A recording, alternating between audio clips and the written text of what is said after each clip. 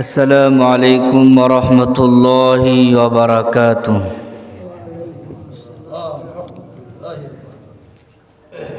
अल्हम्दुलिल्लाहि वकफा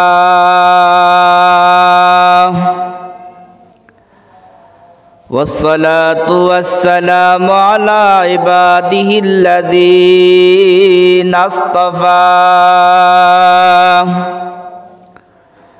खुसूसन अला इमामिल अंबिया'i व सय्यिदिल वरा व अला आलिहि व अस्हाबिहिल्लज़ीना आसरुल हुदा अलद दुजा वसल्लम तस्लीमन कसीरन कसीरा। अम्मा बअदु फ़अऊज़ु बिल्लाहि मिनश शैतानिर रजीम। बिस्मिल्लाहिर रहमानिर रहीम। सुब्हानल्लज़ी अस्रा बिअब्दिही लैलन मिनल मस्जिदिल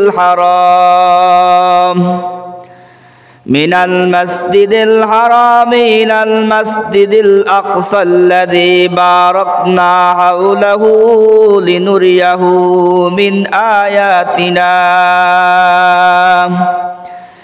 इन्नहु हुवस समीउल बसीर।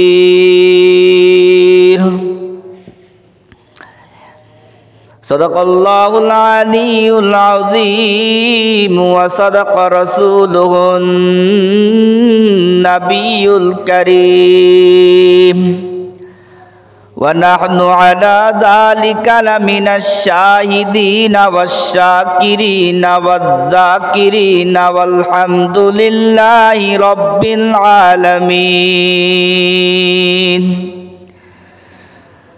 सुब्हानक ला इल्म लना इल्ला मा अल्लमतना इन्नका अंतल अलीमुल हकीम।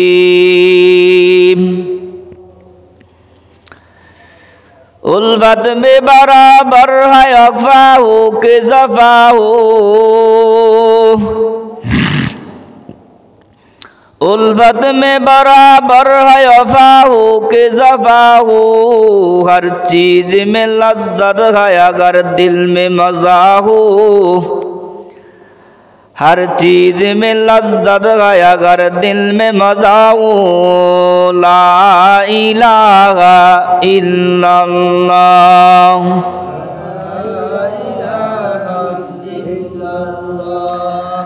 ला इलाहा इल्लल्लाह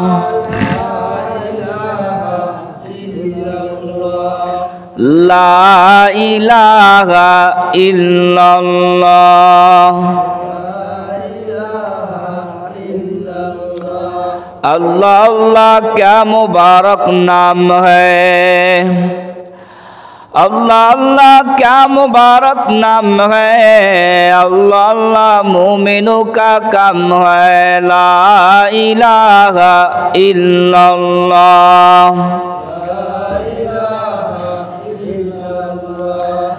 ला इलाहा इल्लल्लाह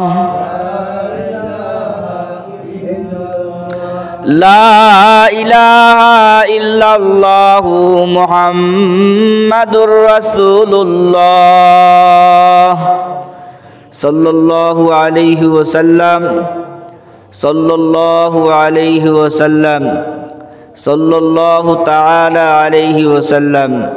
सम्मानित मुसल्लियाने केराम ও আমার পর্দার আড়ালে অবস্থানরত সম্মানিতা মা ও বোনেরা, আল্লাহ পাক রব্বুল আলামিনের দরবারে অসংখ্য শুকরিয়া যে আল্লাহ তাআলা আমাদেরকে পবিত্র জুমার দিন পবিত্র রজবের চাঁদে আল্লাহ তাআলার ঘর মসজিদে আসার এবং বসার তৌফিক দান করলেন।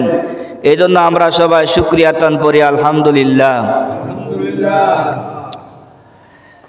রজব মাসে আল্লাহর হাবিব সাল্লাল্লাহু আলাইহি সাল্লাম বেশি বেশি এই দোয়া পাঠ করতেন। আমরা সবাই এই দোয়াটি পাঠ করব। আল্লাহুম্মা বারিক লানা ফি রজব ওয়া শাবান ওয়া বাল্লিগনা রমাদান। আল্লাহুম্মা বারিক লানা ফি রজব ওয়া শাবান ওয়া বাল্লিগনা রমাদান। হে আল্লাহ, আপনি আমাদের জন্য রজব এবং শাবান মাসকে বরকতময় বানিয়ে দেন।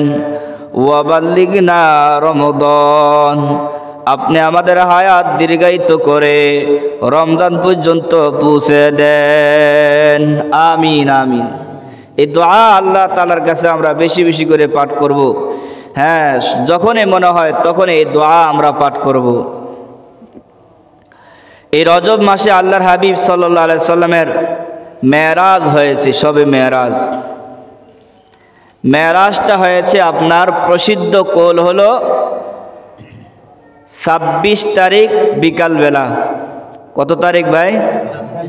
এটা হলো চাঁদের 26 তারিখ, ইংরেজি না, বাংলাও না, রজব মাসের, হ্যাঁ আরবি মাসের 26 তারিখ বিকালবেলা নবীজির মেরাজ হয়েছে। তো এই মেরাজের ঘটনা আপনার এটা কোরআনও আছে, হাদিসও আছে, ইতিহাসও আছে, মানে এটা সত্য ঘটনা, রসুলের মেরাজ হয়েছে। কেহ যদি অস্বীকার করে তাহলে তার ঈমান থাকবে না। তাহলে মেরাজে নবীজির মেরাজ হয়েছে, এটা সত্য ঘটনা, কোরআন হাদিসের মধ্যে আছে, ইতিহাসও আছে, কেউ অস্বীকার করতে পারবে না। তো নবীজির মেরাজটা কিভাবে হয়েছিল?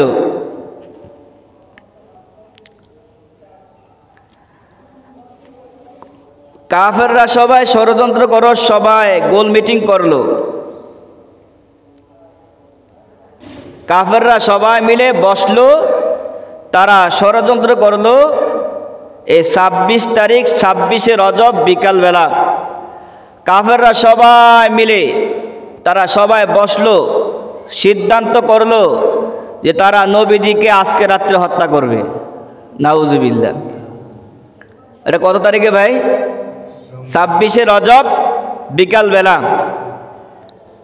সমস্ত কাফেররা, লিডাররা সবাই সিদ্ধান্ত নিল যে মোহাম্মদ যখন আজকে রাত্রে ঘুমাবে তখন মোহাম্মদকে আজকে কতল করা হবে। এখন এই বিষয়টা আল্লাহ জানেন কিনা বলেন? আল্লাহ জানেন। তা আল্লাহ তাআলা সমস্ত ফেরেশতাদের সরদার হযরতে জিবরিল আলাইহিস সালামকে আল্লাহ তাআলা নবীদের কাছে পাঠাইলেন। জিবরিলকে আল্লাহ তাআলা বললেন যে আপনি যায়া আমার হাবিবকে বলেন আমার হাবিব যেন আজকে নিজের ঘরে না ঘুমায়া অন্য কোথাও যায় ঘুমায়। কারণ এদের প্ল্যান হইল নবীজি আজকে নিজের ঘরে ঘুমাবে, তারা নবীজিকে হত্যা করবে।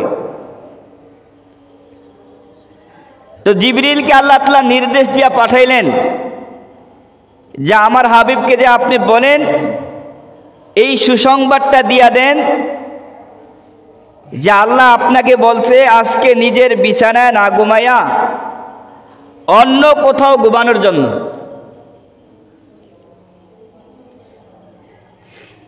তো নবীজি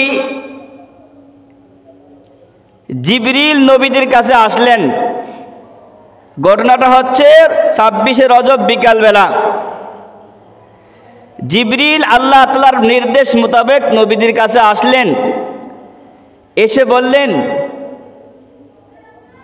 যে আল্লাহ তাআলা আপনাকে হুকুম করছেন আজকে নিজের বিছানা না ঘুমায়া অন্য কোথাও ঘুমানোর জন্য। এখন আপনারা বলেন নবীজিকে আল্লাহ তাআলা, নবীজি নিজের বিছানায় ঘুমাইলে কি আল্লাহ তাআলা হেফাজত করতে পারবেন না? কথা বলেন না কেন? তাহলে অন্য কোথাও কেন আল্লাহ তাআলা সরে যেতে বললেন? এখানেও তো রহস্য আছে। আল্লাহ তো নবীজির ঘরে, নবীজির বিছানায় তো আল্লাহ কাফেরদের হাত থেকে নবীজিকে রক্ষা করতে পারেন। তো অন্য কোথাও তো নবী যাওয়ার প্রয়োজন হয় না, তাহলে কেন যেতে বললেন? কারণটা হলো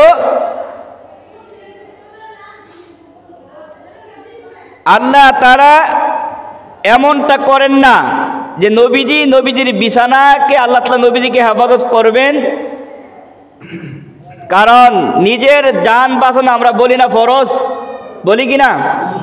তো কোরআন শরীফে আল্লাহ বলেন খুযু হিজরাকুম, তোমরা নিজেদের নিরাপত্তা গ্রহণ করো। কে বলেন? আল্লাহ। আল্লাহ বলেন খুযু হিজরাকুম, তোমরা তোমাদের নিরাপত্তা কি করো? গ্রহণ করো। আপনি রাস্তার মাঝে দাঁড়ায় থাকবেন, গাড়ি আসতেছে, আপনি গাড়ি নিচে পড়ে মারা যাবেন, এটা তো নিরাপত্তা না। রাস্তার মাঝে দাঁড়ায়ছেন, গাড়ি আসতেছে, আপনি সরে যান, এটা নিরাপত্তা। ঠিক না বে ঠিক? চোর ডাকাত ছিনতাইকারীরা আপনাকে হানা দিবে এই জায়গা থাকলে, আপনি জানেন এখানে থেকে আপনি নিহত হওয়াটা এটা আপনার জন্য সৌভাগ্যের বিষয় না। আপনি এখান থেকে সরে অন্যত্র যাওয়া এটা হলো আপনার জন্য ফরজ। তা আল্লাহ নবীজিকে নবীজির বিছানায় সংরক্ষণ করতে পারতেন, কিন্তু আল্লাহ তা করেন নাই। তাই জিবরিল এসে নবীজিকে বললেন যে আল্লাহ তাআলা বলছে আজকের বিছানায় নিজের বিছানা না ঘুমাইয়া অন্য কোথায় যায় ঘুমাইতে বলছেন। আল্লাহর হাবিব সাল্লাল্লাহু আলাইহি সাল্লাম তিনার চাচাতো বোন উম্মে হানি, নাম কি? উম্মে হানির ঘরে গিয়া নবীজি এসার পরে রসুল উম্মে হানির ঘরে গেছেন। ঘরে গিয়া নবীজি উম্মে হানির ঘরে দিয়ে শুয়ে পড়ছেন। সুবহানাল্লাহ। কার ঘরে গেছেন? উম্মে হানি, নবীজির চাচাতো বোন উম্মে হানির ঘরে গেছেন। এখন আবার প্রশ্ন জাগে, নবীজি তো উম্মে হানির ঘরে না যায় অন্য কারো ঘরে যেতে পারতেন, তো উম্মে হানির ঘরে কেন গেলেন? আল্লাহ তাআলা বলেন আজকের রাত্রে কাফেরদের মিশন হলো আমার হাবিবকে তারা হত্যা করবে। কয় আমার হাবিবকে হত্যা করতে পারবে না, এই রাত্রে তারা আমার রসুলকে নিচে নামাইতে চায়, মানে কবরে পাঠাইতে চায়। আল্লাহ বলেন এই রাত্রে আমার হাবিবকে আমি উপরে উঠাবো। সুবহানাল্লাহ। কোথায় উঠাবো? উপরে উঠাবো। এরা নিচে নামাইবো, আমি কই উঠাবো? উপরে। উপরে বলুন তো, সপ্তম আসমানের উপরে উঠাবো। মানে আমার রসুলের সম্মান আমি এই রাত্রে বাড়াবো। তার পাশাপাশি নবীজি উম্মে হানির ঘরে না গিয়া অন্য কাহারও ঘরে না গিয়া উম্মে হানির ঘরে কেন গেলেন? আল্লাহ তাআলা বলেন যে আমার হাবিবের পাশাপাশি উম্মে হানির সম্মানও আমি আল্লাহ তাআলা আজকে রাত্রে বাড়াই দেব। সুবহানাল্লাহ। এই জন্য মেরাজের ঘটনা যারাই লিখবে, যারাই বয়ান করবে, তারা উম্মে হানির নাম না নিয়ে পারবে না। দেখছেন আল্লাহ কি করেন? উম্মে হানির সম্মান আল্লাহ বাড়াই দিয়েছেন। নবীজি উম্মে হানির ঘরে না নিলে তো কেউ উম্মে হানির নামও নিত না। তা আল্লাহ বলেন এই রাত্রে উম্মে হানির নামও সম্মান আমি আল্লাহ বাড়াই দেব। কিয়ামত পর্যন্ত যত আনেওয়ালা যারাই লেখালেখি করবে, যারাই সবে মেরাজের সম্পর্কে বয়ান করবে, আলোচনা করবে, সবাই উম্মে হানির নাম নিতে বাধ্য হবে। এটা কি সম্মান না? সম্মান। তো দোস্ত আবাব, তো নবীজি এশার নামাজ পড়লেন। এশার নামাজ পড়ার পরে নবীজি উম্মে হানির ঘরে গিয়া এশার পরে ঘুমায় পড়ছেন। সজাগ নাই, ঘুমায় গেছে। ঘুমানোর পরে এবার ঘটনা কি ঘটলো দোস্ত আবাব? আল্লাহর হাবিব এশার নামাজ আদায় করলেন। এশার নামাজ আদায় করার পরে আল্লাহর হাবিব উম্মে হানির ঘরে গেলেন। উম্মে হানির ঘরে যাওয়ার পরে আল্লাহর হাবিব ঘুমায় গেছেন। এবার যখন রাত্র কারেক্ট 12টা বাজলো, কয়টা? 12টার কাঁটা একবার বরাবর, 12টা বরাবর। 8 সেকেন্ডের কাঁটা এদিকেও যায় নাই, সেদিকেও যায় নাই, একবারে ঘন্টার কাঁটা 12টা বরাবর। তখন জিবরিল আইসা দরজার মধ্যে নক করলেন।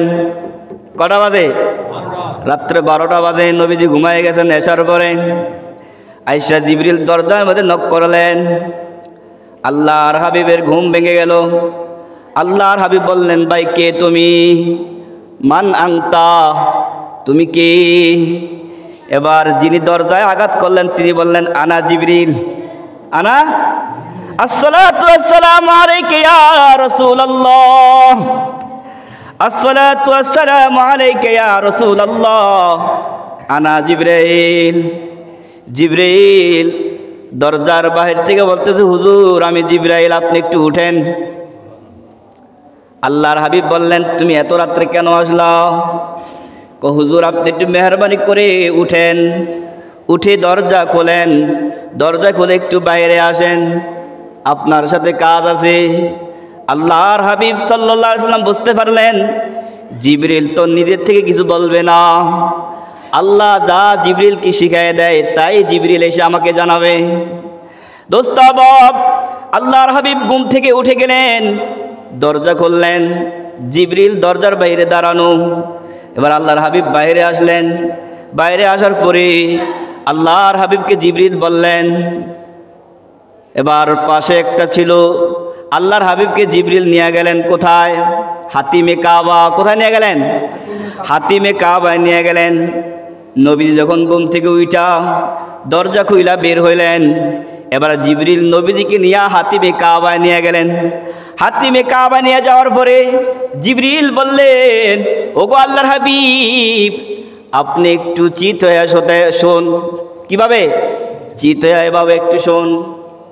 আল্লাহর হাবিব শুইলেন, শোয়ার পরে জিবরিল তিনার শাহাদাত আঙ্গুল দিয়া আল্লাহর হাবিবের গলা থেকে নিয়ে নাভি পর্যন্ত একটা টান দিলেন। দোস্তাবাব, টান দেওয়ার সাথে সাথে জিবরিলের আঙ্গুলটা তখন সার্জারি ব্লেডে পরিণত হয়ে গেছে। বলেন না সুবহানাল্লাহ। যখন এই গলা থেকে নিয়ে নাভি পর্যন্ত টান দিছে, টান দেওয়ার সাথে সাথে দুই ভাগ হয়ে গেছে সিনা। কয় ভাগ? জিবরিলের আঙ্গুল, শাহাদাত আঙ্গুল, এটা তখন সার্জারি ব্লেডের কাজ করছে। যখন এই জিবরিল নবীজির গলা থেকে নাভি পর্যন্ত এভাবে আঙ্গুলটা একটা রেখা টানছে, রেখা টানার সাথে সাথে ওই আঙ্গুলটা সার্জারি ব্লেডের মতো কাজ করছে, ফেরে গেছে, দুই ভাগ হয়ে গেছে। এবার জিবরিল নবীজির বাম পাশে হাত ঢুকাইলেন, হাত ঢুকাইয়া হাড় কলব, কি ভাই, হাড় কলবটাকে বের করে আনলেন। বের করে আনার পরে আগ থেকে ওখানে হাতিমে কাবার পাশে জান্নাতি তস্তরি ছিল।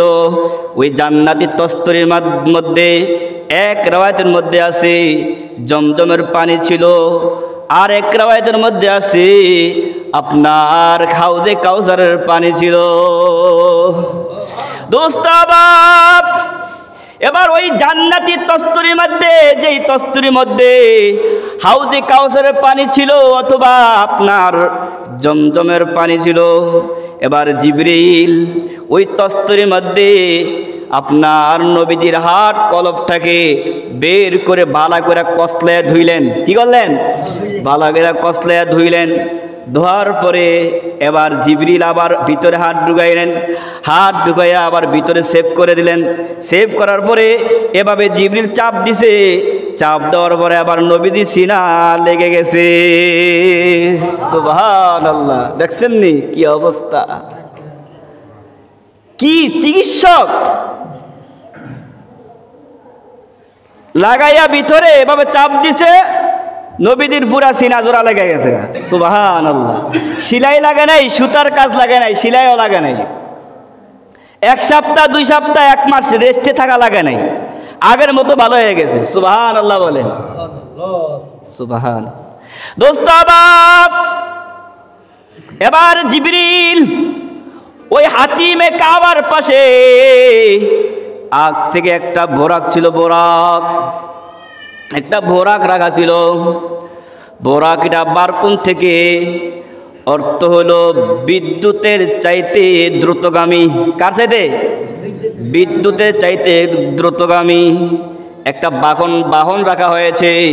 ওই বাহনটাকে আরবিতে বলা হয় বোরাক। এটা বারকুন থেকে, এটা অর্থ হলো বিদ্যুৎ, অর্থাৎ এই বোরাকের চলাফেরা বিদ্যুতের চাইতো বেশি দ্রুতগামী। আল্লাহর হাবিব হাদিসের মধ্যে বলেন, বোরাককে বোরাকের জন্য বলা হয়, কয় বোরাক তার চোখের দৃষ্টির শেষ সীমানায় এক কদম রাখে। সুবহানাল্লাহ বলতেন না? কত সীমানায়? চোখের দৃষ্টি সীমানা যত দূরে যায় অত দূরে বোরাক তার একটা কদম ফালায়। কি ভাই? চোখের দৃষ্টি যত দূরে যায় তত দূরে বোরাক সে তার একটা কদম ফালায়। দোস্তাবাব, ওই হাতিমে কাবা থেকে, হেরেম শরীফ থেকে এবার জিবরিল নবীজিকে বোরাকের সাহায্যে নিয়ে গেলেন জেরুজালেমের এলাকা বাইতুল মুকাদ্দাস। কোথায়? জেরুজালেমের এলাকা, যেটাকে ফিলিস্তিন। যেই বাইতুল মুকাদ্দাসকে স্বাধীন করার জন্য বছরের পর মাসের পর মাস, বছরের পর বছর ইসরায়েল যুদ্ধ করতেছে। কথা বলেন, এখনো তো যুদ্ধ চলতেছে। দোস্তাবাব, এবার জিবরিল আলাইহিস সালাম বোরাকের সাহায্যে আল্লাহর হাবিবকে নিয়ে গেলেন জেরুজালেমের এলাকা বাইতুল মুকাদ্দাস, যেটাকে কোরআনের ভাষায় বলা হয় মসজিদুল আকসা। কি বলা হয়? মসজিদুল আকসা। দোস্তাবাব, এবার আসেন, হেরেম শরীফ থেকে জেরুজালেমের এলাকা বাইতুল মুকাদ্দাসের দূরত্ব কত? কয় মাসের কয় সপ্তাহ?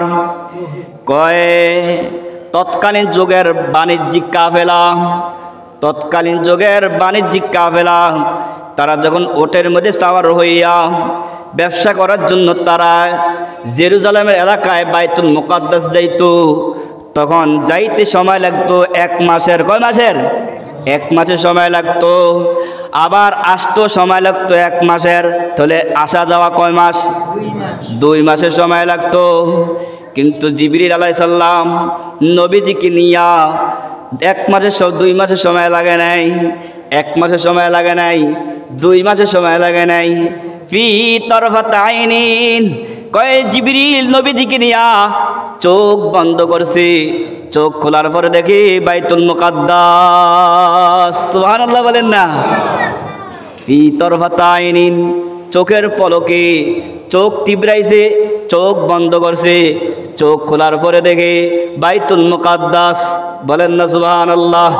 1 মাসের সময় লাগে নাই, তাহলে কত স্পিরিটে বোরাকটা সে ওখানে গেছে। দোস্তাবাব, এবার বাইতুল মুকাদ্দাসে যাওয়ার পরে এবার জিবরিল বাইতুল মুকাদ্দাসের সামনে আজান দিলেন। কি দিলেন? আল্লাহু আকবার, আল্লাহু আকবার, আল্লাহু আকবার, আল্লাহু আকবার। জিবরিল নিজেই মুয়াজ্জিন। জিবরিল কি? জিবরিল মুয়াজ্জিন।